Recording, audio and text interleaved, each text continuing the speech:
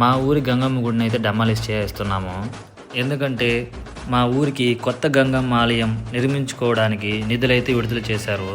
మన ఎమ్మెల్యే గాలి భానుప్రకాష్ గారి సహకారంతో ఇప్పుడున్న కూటమి ప్రభుత్వం అక్షరాల 20 లక్షలు విడుదల చేసింది. ఇన్నేళ్ల గ్రామ పెద్దల కృషి పోరాటాలు ఇప్పటికి నెరవేరాయి.